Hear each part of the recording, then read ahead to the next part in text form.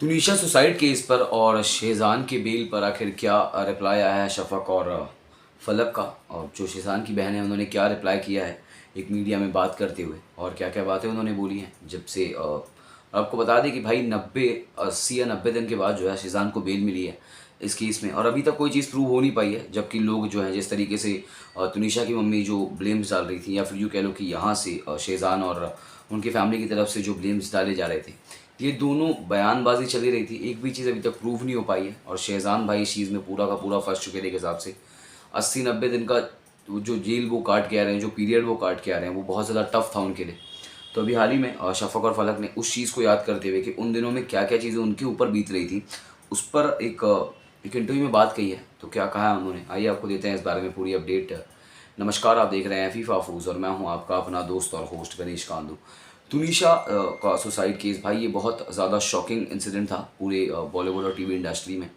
क्योंकि इस एज में, मतलब यार 19-20 साल की उम्र में अगर आप सुसाइड करने की सोच रहे हो तो लोग एक्चुअली में शॉक हो जाते हैं कि यार ये कैसे हो गया इस एज में।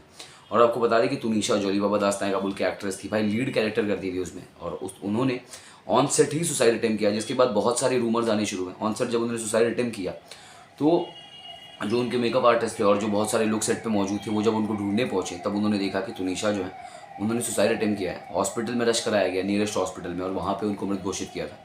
लेकिन इन सारी चीज़ों में एक चीज़ जो सबसे ज़्यादा शॉकिंग थी वो ये थी कि भाई बातें सामने आ रही थी कि उस दिन जिस दिन ब्रेकअप, जिस दिन उन्होंने सुसाइड अटेम्प्ट किया, उस दिन इनका झगड़ा हुआ था शेजान और तुनिशा का।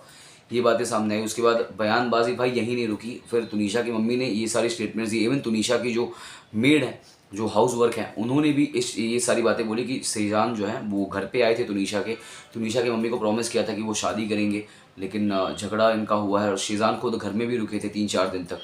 तो ये सारी बातें सामने आई बहुत समय के बाद। अभी हाल ही में शफक और फलक ने क्या बयान दिया है वो आपको मैं बता देता हूँ। हाँ, शफक लिख रही है, समय बीत ही नहीं रहा था, हम अपने बस भाई के वापस आने का इंतज़ार कर रहे थे। आखिरी बार कब छुआ था उसे, एक बार गले से लगाया था, बस यही सब याद आता है। मैं रोना चाहती थी जब मैं जेल में शेजान से मिलने आई थी। तब मैंने उसे कांच के दरवाजे से देखा। मैंने इंटरकॉम पर बात की, इंतज़ार के घंटे गिन रही थी कि जब मैं उसे अपने घर ले जा सकूँगी। और ये दिन आया, मतलब अभी हाल ही में शेजान को तो बेल मिली, लेकिन कुछ चीज़ों और कुछ रिस्ट्रिक्शंस के साथ, जैसे सबको मिलती है। जब आप बेल करवाते हो तो सबसे पहली चीज़ आपको एक बॉन्ड अश्योरिटी भरनी पड़ती है। तो शेजान ने 1 लाख रुपए के वो बॉन्ड भरे हैं, और साथ ही साथ उनका पासपोर्ट जो है वो भी उनको सरेंडर करना पड़ा है कोर्ट में। अब जब तक ये केस चलेगा तब तक, और जब तक ये चीज़ें शांत नहीं होंगी तब तक उनका पासपोर्ट जो है सरेंडर रहेगा। तो इस बारे में आपकी क्या राय है? फलक और शफक ने जो बयान दिया उस पर आपकी क्या राय है, ज़रूर बताइएगा मैं हमारे कमेंट सेक्शन में लिख कर। और इसी तरीके की और भी बहुत सारी अपडेट्स जानने के लिए बने रहिए हमारे साथ, यानी कि फीफा फूस के साथ। धन्यवाद।